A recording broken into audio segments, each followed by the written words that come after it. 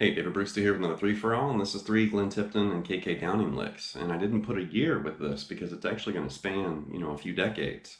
But I've had a lot of requests for Judas Priest. I've had a lot of requests for Glenn Tipton and also K.K. Downing. I've even had requests for Richie Faulkner too, K.K.'s replacement in Judas Priest. So I am going to throw out some Judas Priest. I just haven't made it here yet. But this is the first, kind of foray into Judas Priest music. And definitely, K.K. Downing and Glenn Tipton are legends of, metal and hard rock guitar. The first, the original dynamic duo, of two guitarists in a metal band, playing harmony leads and trading solos back and forth. And Priest has been around for a long time. They formed in England in 1969. And I always found it really interesting that they didn't really find their audience or, worldwide acclaim and popularity until 1980, with British Steel, the album. So it was like a decade of them kind of struggling. And the 70s output, from Judas Priest is very respected and very influential. But they, behind the scenes, they were really struggling with their record labels and touring and everything, and they were just barely making it. And then British Steel just kind of blew up and became, a worldwide sensation.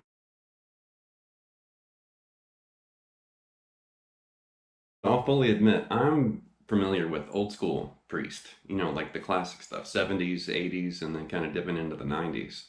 And I haven't really listened to very much, in recent years, like in the last 10 or 15 years. And I'm just being honest. The classic stuff I'm very familiar with, and I've played that in bands and taught it to students and listened to it since I was in high school.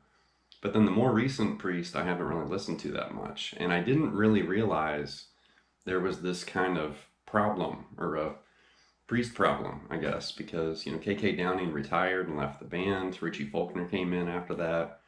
And then K.K. wanted back in Judas Priest, I guess. And he started, I saw some, articles and interviews and things, and they were fighting. And they were slinging mud back and forth and stuff. And I'm not really a big fan. I mean, of course, I love, reading about dirt and kind of getting the inside scoop. But I don't like it whenever artists and musicians are fighting like that because they're mean, and they're saying hurtful things about the other person, and that person says hurtful things back. And it just turns into a big mudslinging, argument.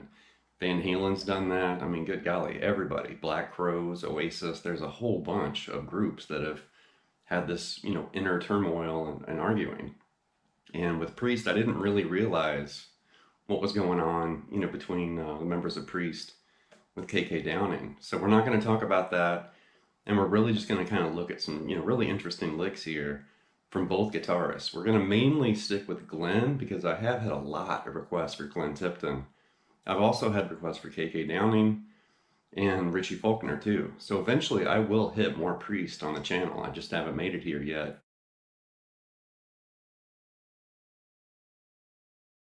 The first lick actually comes from 1975, and this is the opening to the Dreamer Deceiver guitar solo. And I found this really early footage of Judas Priest, and I had never seen it before. And when I saw that, I thought, oh my gosh, different drummer. Ian's still the bassist, Glenn, K.K., and Rob. Rob's got blonde hair, and they look like kids. They obviously were young. But I'd never seen that footage. And when I saw that, I thought, wow, and it had this, I don't know, it had this really different feel. But the lick looks like this.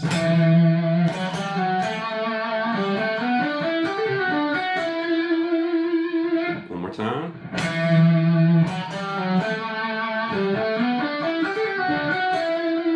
And it has this really strong melodic pull. It reminds me of Tony Iommi a little bit, which we just did a 3 for All for him. And also Eric Clapton a little bit. So like Tony Clapton or Eric Iommi or whatever you want to think of. But it does have a strong, Clapton and Tony Iommi kind of feel.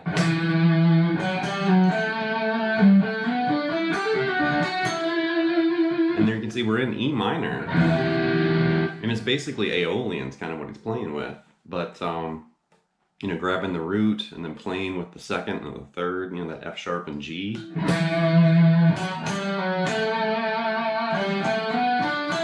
Right there kind of sliding into the next position of, E minor pentatonic or Aeolian. And then right here, and that's kind of tricky to, do the hammer and pull off and then reach over and grab that D note on the G string.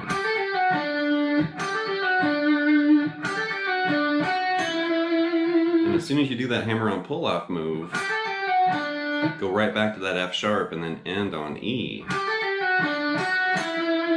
You know, really tasteful opening. But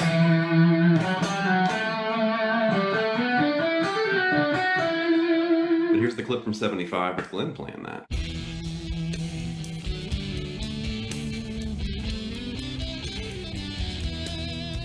The next lick is this really wide intervallic idea. It reminds me of Van Halen, big time. And it came from this candid home video. I think it's from around 2004.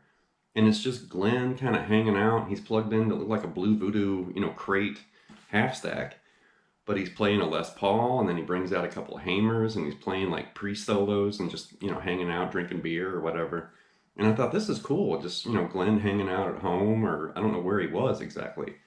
But he did this crazy lick in there like this. One more time. And you can see we're doing this insane stretch.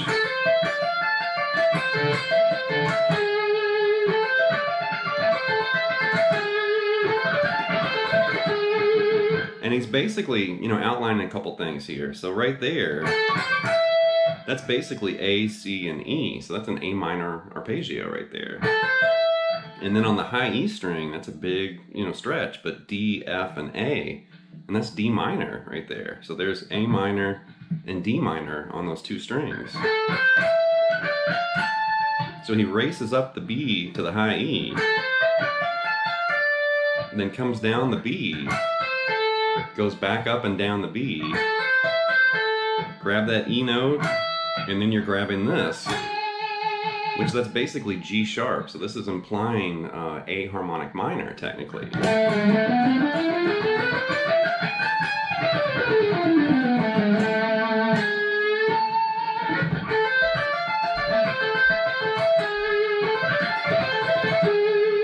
You know, crazy erratic lick. You know, once again, it reminds me of Van Halen.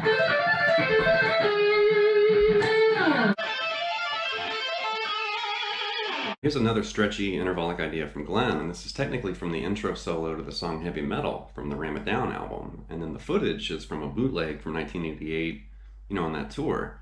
And you can see Glenn doing this kind of signature phrase from that solo.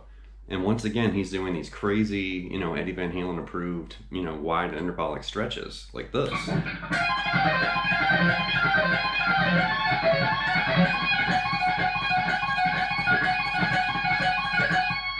And right there you can see we're basically doing a variation of what we had earlier, but we're up here. So now we're basically playing C, E flat, and G, and that's going to be a C minor arpeggio, like this.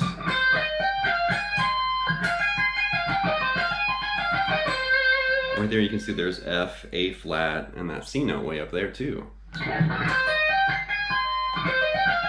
So if you want to think of the frets, you know, it's 13, 16, and 20 way up there. Start on the high E string, and you're basically going to come up and down and then descend on the B like this. And then you want to do that 4 times in a row like this.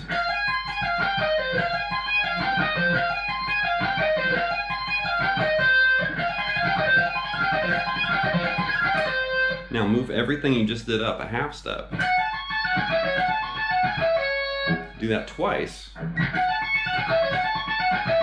And then right here, you're going to basically revert this back, and you're kind of hitting like a sus sound.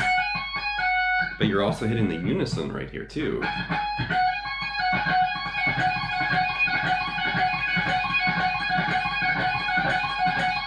So you have this really cool spaced out intervallic sound where you're doing this. And that note is basically, you know, the unison of the second note in that phrase.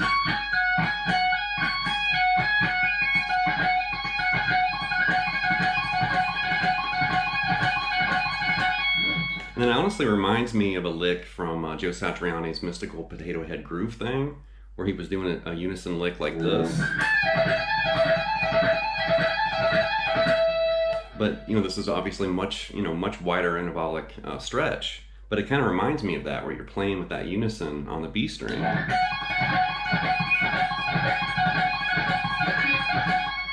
has this really weird kind of transparent sound. That's cool. so one more time here.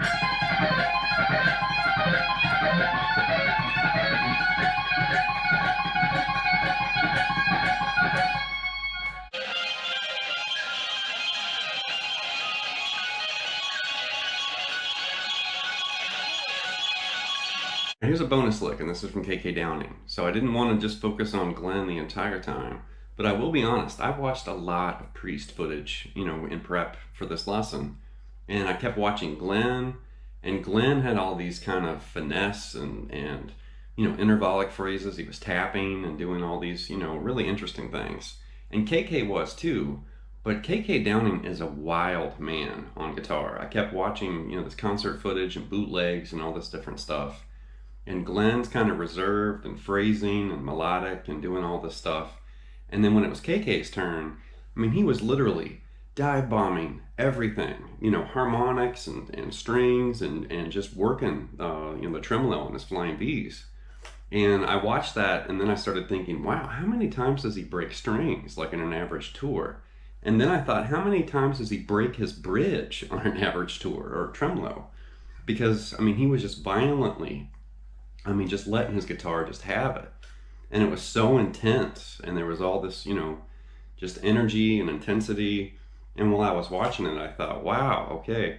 So this was one of the few things that I found where he wasn't doing anything with the bar or these crazy, harmonic screams and feedback and all this stuff. And technically, I think in the footage, he was actually tuned down a half step, because you can see his hand is right here, basically in D minor.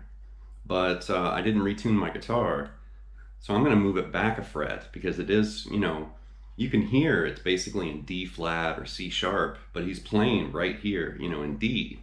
So I just moved it back a fret, but it's something like this.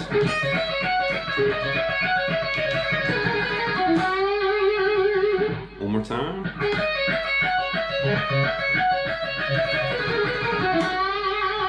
And you can see we're, basically in C sharp minor right there, or D flat. And he's stretching above, outside of that pentatonic, area. He's also grabbing that D sharp right there. Something like that. And then he starts doing this really quick kind of hammer-on pull-off maneuver.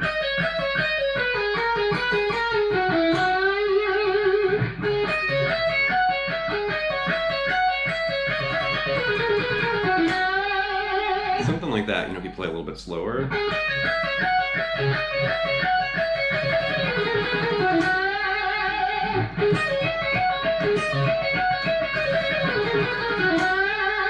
And he's also using like a wah pedal as a tone filter, because you can hear that kind of nasally tone that's just cutting through, the mix. And definitely, Michael Schenker, obviously, KK Downing. There's a whole bunch of pioneers of using a wah like that as a tone filter.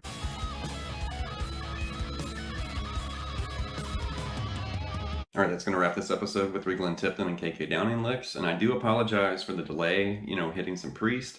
I'm also, behind hitting some Iron Maiden too. So I'm going to definitely do, Judas Priest chord play.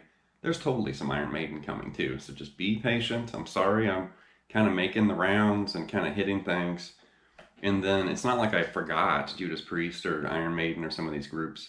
It's just, I've been kind of distracted hitting other things and focusing on other players. But definitely, Priest, they're legendary. They're pioneers of, hard rock and heavy metal music for sure.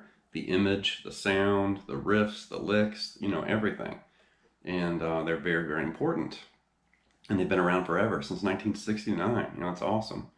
So I'll definitely, return. We'll have a, Judas Priest chord play at some point, and we'll definitely hit some Maiden and some other stuff too. Deep Purple, and there's a whole bunch of stuff coming. So anyway, hopefully you got something from this. Please leave some feedback and comments, and subscribe to Late Night Lessons, and I'll be back before you know it with more content and material. Thank you.